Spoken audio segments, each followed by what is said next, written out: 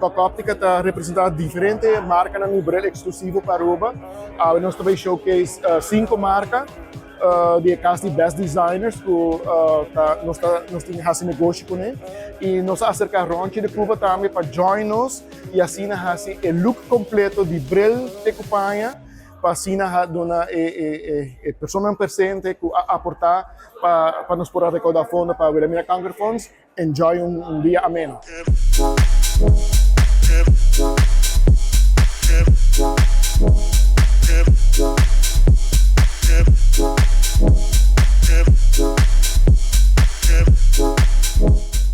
Nós temos vários fashion shows, mas essa aqui é nos primeiro viagem que nós estamos fazendo em forma para recaudar fundos. Essa aqui é extra rotundo e esta mostra é extra rotundo, porque é para evento de vez por ano, então assim nós aportar na comunidade.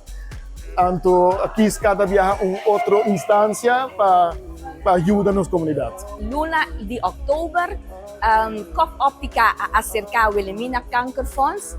Uma surpresa eigenlijk para nós, visando-nos que nanta vai organizar Luna de outubro o brunch. Ajuda-nos hopi. Nós temos hopi mester para sua maneira pueblosa.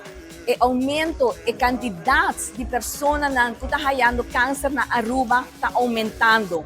Nós temos uma basta grande registrada na Wilhelmina Cancer Funds e também vamos já de luna de julho nós por visa que nós aumento. Está triste para mim vai visa, pero o aumento e quantidade que nós temos de falecimento está basta alto. E sei também para não detectar no tempo, mesmo como pessoa, mesmo se algo na boca, ou vai para o doctor, ou agora que não botem abo, que vou por hasi bolsita grátis, vai, toma por chequeio, tudo ele toma na chequeio na tempo, assim não vou por escapar a vida.